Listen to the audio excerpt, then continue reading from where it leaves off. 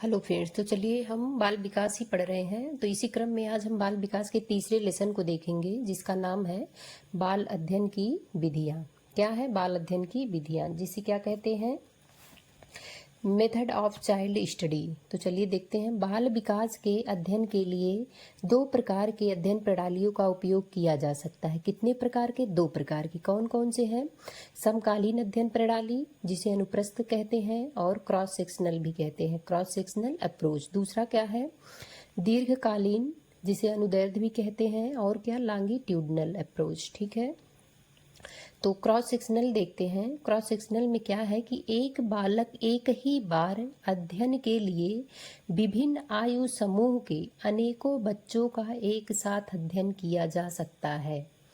कहने का तात्पर्य ये यहाँ पे दोस्तों कि जैसे क्रॉस का, चलिए हम ट्रिक्स देख लेते हैं। क्रॉस का मतलब होता है इसमें एक बार होगा क्रॉस, यानी कि कई एज के बच्चे होंगे इसमें, लेकिन उनका एक ही बार अध्ययन किया जाएगा। ठीक है, अब वहीं पे हम लॉन्गिट्यूडनल में देखते हैं। लॉन्गिट्यूडनल का मतलब होता है लॉन्ग टाइम तक। क्या? लॉन्ग टाइम, लंबे समय तक, किसी एक बच्चे का लंबे समय तक, जैसे 5 वर्ष में, 10 वर्ष में, 15, 20। ठीक है, तो लंबे समय तक होगा। तो इसमें देखते हैं, एक बालक अथवा बालकों के समूह का परीक्षण एवं निरीक्षण बार बार उनके जीवन के विभिन्न काल में किया जाता है। तो उनके विभिन्न काल का मतलब हो गया है कि जैसे 5, 10, 15 ऐसे कई वर्षों में किया जाएगा। एक बालक हो या बालकों का समूह हो, लेकिन उनका प्रत्येक वर्ष या प्रत्येक मतलब एक समय पे किया जाएगा। कोई मानक निर्धारित कर लिया जाता है, 5, 7 जो भी हो, तो बार बार किया जाएगा। इसमें देखते हैं क्रॉस सेक्शनल में क्या है कि बालक के विकास क्रम का पता लगाने के लिए एक बालक का निरीक्षण लंबे समय तक विभिन्न अवस्थाओं में नहीं किया जाता है। यानी कि विभिन्न अवस्थाओं में नहीं किया जाएगा। कब किया जाएगा? केवल एक अवस्थाओं में किया जाएगा। वहीं हम लॉन्गिट्यूडनल में देखते हैं कि बालक का निरीक्षण लंबे समय तक विभिन्न अवस्थाओं में किया जाता है। तो विभिन्न अवस्थाओं में लंबे समय तक। क्रॉस सेक्शनल है, विभिन्न आयु के लोगों के साथ खास चरों का अध्ययन। इसमें क्या है? विभिन्न समय में विभिन्न बाल समूहों का प्रेक्षण, विभिन्न समय में विभिन्न बाल समूहों का प्रेक्षण। तो चलिए दोस्तों, इसी में एक नोट्स हम देखते हैं। क्या है कि इस प्रकार का अध्ययन, किस प्रकार का? लॉन्गिट्यूडनल, दीर्घकालीन। इस प्रकार का अध्ययन पियाजे ने अपनी पुत्री जैकलीन पर किया तथा उन अध्ययनों के आधार पर बालक के आंखों हाथों के सुसंचालन, आई हैंड कोऑर्डिनेशन संबंधी विकासात्मक क्रम का पता लगाया।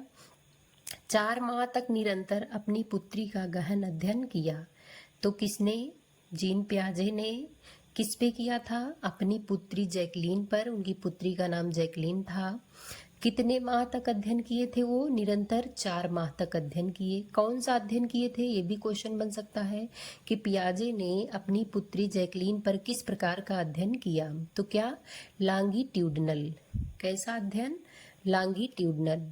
ठीक है, दीर्घकालीन या अनुदैर्ध्यकालीन। ओके दोस्तों, चलिए हम आगे देखते हैं। देखिए क्वेश्चन बना इसमें कि बालक के आँख हाथों एवं सुसंचालन संबंधी विकासात्मक क्रम का पता किसने लगाया?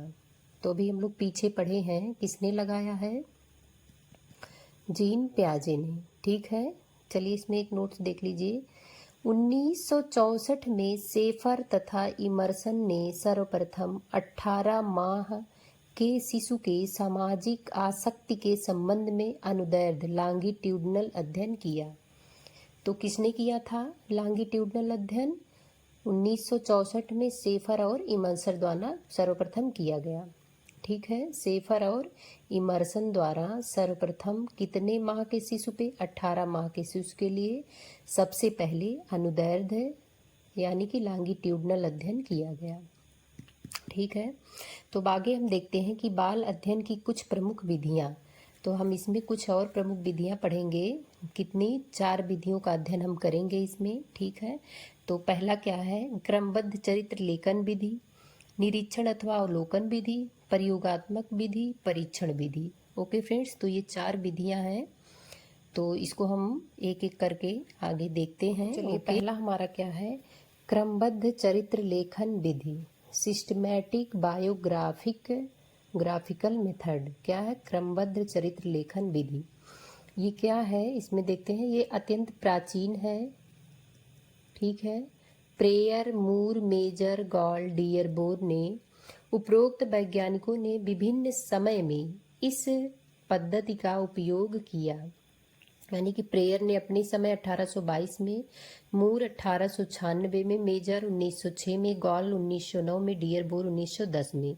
ये विभिन्न वैज्ञानिक हैं, इन्होंने अपने समय में इस पद्धति का उपयोग किया। वैसे ईयर नहीं पूछा जाएगा फ्रेंड्स, इसमें केवल यही दे सकता है कि क्रमबद्ध चरित्र लेखन विधि में कौन कौन से वैज्ञानिक थे, ठीक है। तो ये इतने लोग हैं, इन्होंने इस पद्धति का उपयोग किया, ठीक है।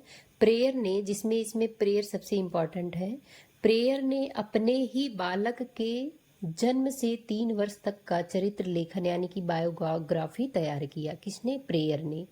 कितने वर्ष तक? जन्म से 3 वर्ष तक अपने ही बच्चे का बायोग्राफी तैयार किया, ठीक है। यहाँ से ये क्वेश्चन बन सकता है। इसका दोष क्या था कि यह प्रामाणिक प्रक्रिया विधि नहीं है, इस विधि को वैज्ञानिक नहीं माना जा सकता है। 20वीं सदी के प्रारंभ तक यह विधि पर्याप्त लोकप्रिय थी। कब तक? 20वीं शताब्दी के प्रारंभ तक, ठीक है। तो ये हमारा था पहला क्रमबद्ध चरित्र लेखन विधि। इसमें इतना ही था जो इम्पोर्टेंट, वो सारा मैं यहाँ पे लेके ऐड कर दी हूँ। दूसरा क्या है हमारा? निरीक्षण अथवा अवलोकन विधि। क्या है? निरीक्षण अथवा अवलोकन विधि, ऑब्जर्वेशन मेथड, ठीक है। इसमें देखते हैं इस विधि का सर्वप्रथम प्रयोग कहाँ पे हुआ था? जर्मनी में। किसका? ऑब्जर्वेशन मेथड का। कहाँ पे? जर्मनी में। वाटसन ने अमेरिका में इस विधि का प्रयोग बालकों के प्राथमिक संवेग के अध्ययन में किया। तो आगे फ्रेंड्स हम संवेग भी पढ़ेंगे, उसमें प्राथमिक संवेग किसका है पूछा जाता है, तो वाटसन का, ठीक है। तो वाटसन ने किसका प्रयोग किया था? संवेग, जो अपने प्राथमिक संवेगों का अध्ययन किया है, तो इन्होंने किसका प्रयोग किया था? ऑब्जर्वेशन, जिसे कहते हैं निरीक्षण अथवा अवलोकन विधि का। कहाँ पे? अमेरिका में। इनके प्राथमिक संवेग क्या क्या है फ्रेंड्स, बताइए आप लोग, कमेंट करिए क्या क्या है। चलिए इसको भी ट्रिक से याद करवा देंगे, कभी नहीं भूलेंगे आप लोग आगे आएगा लेसन में। तो आगे देखते हैं, गैसेल ने भी बाल व्यवहार के महत्वपूर्ण अध्ययनों में उपयोग किया। गैसेल ने इसके लिए चलचित्र कैमरा उपयोग किया और एकदर्शी पट का उपयोग किया, यानी कि वन वे स्क्रीन। किसने वन वे स्क्रीन का प्रयोग किया था? गैसेल ने। किस अवलोकन विधि में, किस में, बाल अध्ययन की किस विधि में? तो क्या बताएंगे हम लोग? अवलोकन विधि में, यानी कि निरीक्षण विधि, ठीक है। ओके फ्रेंड्स, तो चलिए आगे देखते हैं। देखिए इस विधि में विभिन्न स्वरूपों में बालक का अध्ययन किया जाता है। किस विधि में? कौन सा विधि पढ़ रहे हैं हम लोग? अवलोकन विधि, ठीक है। इस विधि में विभिन्न स्वरूपों में बालक का अध्ययन किया जाता है। जैसे देख लेते हैं, जैसे दैनंदिनी वर्णन प्रणाली, जिसे कहते हैं डायरी डिस्क्रिप्शन टेक्निक, ठीक है। दैनंदिनी वर्णन प्रणाली, इसमें क्या है? इसे चरित्र लेखन विधि भी कहते हैं। किसे? दैनंदिनी को क्या कहते हैं? चरित्र लेखन विधि भी कहते हैं। इसी में दूसरा है नमूना वर्णन प्रणाली। क्या है? नमूना वर्णन प्रणाली। इसमें क्या है? वार्कर, हार्टले और गंप ने नमूना वर्णन विधि का प्रयोग किया। तीसरा क्या है? घटना निर्देश प्रणाली। घटना निर्देश प्रणाली, इवेंट सैम्पलिंग। इसमें डॉवे, जरसील्ड, एप्पल, गम्स, राइट ने इस विधि का उपयोग किया, घटना निर्देश प्रणाली का, ठीक है। तो देख लेते इसमें आगे नोट्स दिया है कि गेसेल, वाटसन आदि मनोवैज्ञानिकों द्वारा बालक का अध्ययन दैनंदिनी वर्णन प्रणाली द्वारा किया गया। इस प्रणाली को चरित्र लेखन विधि भी कहते हैं। तो किसे चरित्र लेखन विधि भी कहते हैं? किसे कहेंगे चरित्र लेखन विधि? दैनंदिनी को, ठीक है। दैनंदिनी वर्णन प्रणाली को चरित्र लेखन विधि भी कहते हैं, ठीक है। और किसके द्वारा इसका प्रयोग किया गया, अध्ययन किया गया? गैसेल और वाटसन आदि वैज्ञानिकों द्वारा, ठीक है। बालक का अध्ययन इस विधि से किया गया है। आगे इस प्रकार हम देखते हैं कि हर वैज्ञानिक अध्ययन की शुरुआत अवलोकन या निरीक्षण से ही होती है। ठीक है, अभी हम वही लेके पढ़ रहे हैं, अवलोकन विधि हमारा चल रहा है दूसरा ही। तो क्या है कि हर वैज्ञानिक अध्ययन की शुरुआत किससे करते हैं? निरीक्षण अथवा अवलोकन से ही करते हैं। पीवी यंग ने स्पष्ट किया है कि तथ्यों का अध्ययन करने के लिए निरीक्षण या अवलोकन विधि में आंखों की सहायता ली जाती है। ठीक है, तो यहाँ से भी क्वेश्चन बन सकता है कि आंखों की सहायता किसने कहा है कि आंखों की सहायता ली जाती है किसमें? तो पीबी यंग ने कहा है कि आंखों की अवलोकन विधि में आंखों की सहायता ली जाती है। ठीक, अवलोकन या निरीक्षण विधि में किसकी सहायता? आंखों की सहायता ली जाती है। किसने कहा है? पीवी यंग ने कहा है। चलिए आगे देखते हैं इसी में। निरीक्षण विधि के पद, स्टेप ऑफ ऑब्जर्वेशन मेथड। निरीक्षण विधि के पद कितने हैं? स्टेप्स कितने हैं? 5 हैं। ठीक है, तो इसमें फ्रेंड्स क्वेश्चन तो ऐसे ही केवल बन सकता है कि स्टेप्स ऑफ या ऑब्जर्वेशन अवलोकन विधि जो होता है उसके स्टेप कितने हैं? 5। इसमें हम देख लेते हैं, इसको डीप से नहीं पूछेगा इसके अंदर, तो इसलिए केवल मैं नंबरिंग कर दी हूँ। देखते हैं क्या। उपयुक्त योजना पहला है, दूसरा है व्यवहार का निरीक्षण, तीसरा है व्यवहार को नोट करना। ठीक है, व्यवहार को नोट करना, इसमें क्या है? निरीक्षण विधि का सर्वाधिक महत्वपूर्ण तथ्य है, तो केवल ही पूछ सकता है कि निरीक्षण विधि का सबसे महत्वपूर्ण क्या है? तो व्यवहार को नोट करना। चौथा है इसमें विश्लेषण विधि। अगला क्या है? व्याख्या तथा सामान्यीकरण। तो ये स्टेप है निरीक्षण विधि के 5 पद हैं। ठीक है, तो चलिए आगे देखते हैं। इसी में है निरीक्षण विधि के प्रकार, टाइप्स ऑफ ऑब्जर्वेशन मेथड। क्या है? निरीक्षण विधि के प्रकार। तो कितने प्रकार के हैं? 3 प्रकार के। ठीक है, देखते हैं। पहला है सरल निरीक्षण अथवा अनियंत्रित निरीक्षण विधि, दूसरा है व्यवस्थित अथवा नियंत्रित निरीक्षण विधि, तीसरा है सहभागी निरीक्षण विधि। ठीक है, तो यहाँ से क्वेश्चन बन सकता है कि सहभागी निरीक्षण विधि ये कैसा होता है? अत्यंत खर्चीली विधि है। कौन सी? सहभागी निरीक्षण विधि अत्यंत खर्चीली विधि है। इस विधि द्वारा बालकों के छोटे छोटे समूहों का सूक्ष्म अध्ययन किया जाता है।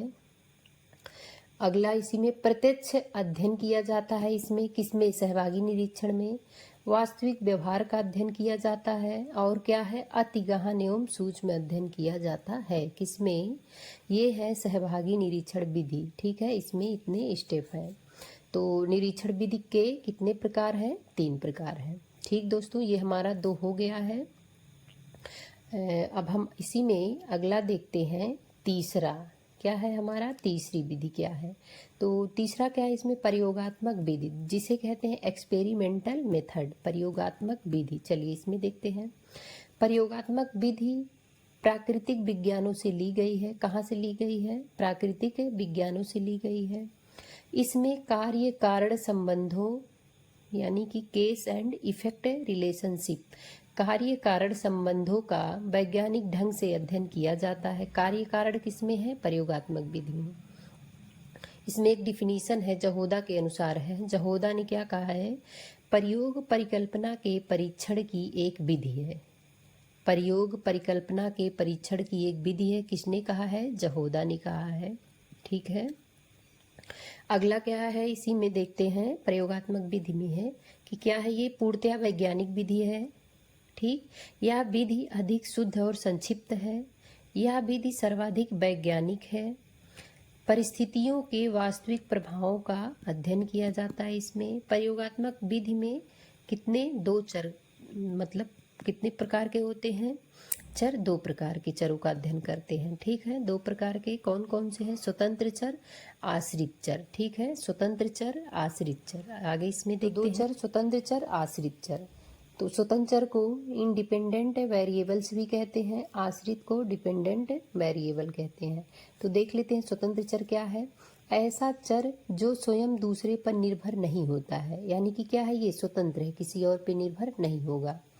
दूसरा है इसमें शोधकर्ता अपनी मर्जी से जोड़ तोड़ कर सकता है। किसमें? स्वतंत्र चर में। इसमें लचीलापन होता है। ठीक, स्वतंत्र है तो इसमें सब कुछ होगा, लचीलापन, फ्लेक्सिबल होगा। इसमें शोधकर्ता अपने अनुसार जोड़ तोड़ कर सकता है। अब आश्रित चर हम देखते हैं, ये क्या है? ये दूसरे पर निर्भर होते हैं। इन चरों पर किसी प्रकार का जोड़ तोड़ नहीं हो सकता है। इन चरों पर किसी प्रकार के जोड़ तोड़ नहीं हो सकता है ना। तो ठीक है, तो ये क्या होते हैं, आश्रित होते हैं, ये दूसरे पर निर्भर होते हैं, इसे आश्रित चर कहते हैं। ठीक है, तो इसी में देख लेते हैं क्या है कि प्रयोगात्मक के विभिन्न चरण। तो इसमें भी दोस्तों इससे क्वेश्चन तो उम्मीद नहीं है बनने का, लेकिन बस ये है कि केवल चरण पूछ सकता है कितने हैं, तो 9 चरण है। मैं बता रही हूँ दोस्तों, आपको कुछ भी नहीं छोड़ी हूँ, सब ऐड की हूँ। तो एक बार आप ऐसे ही पढ़ते चलिएगा, ठीक, बहुत ध्यान से देख लीजिएगा।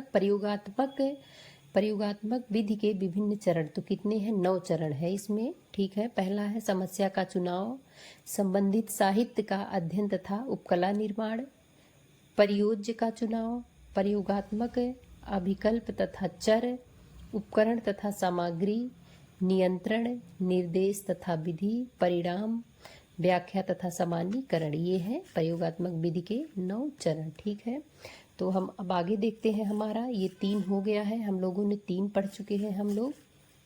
ठीक है, बाल अध्ययन की 3 विधियां।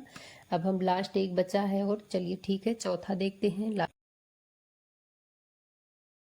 चौथा देखते हैं फ्रेंड्स, क्या है, परीक्षण विधि। नंबर 4 क्या है, परीक्षण विधि, जिसे कहते हैं टेस्टिंग मेथड। क्या है, टेस्टिंग मेथड।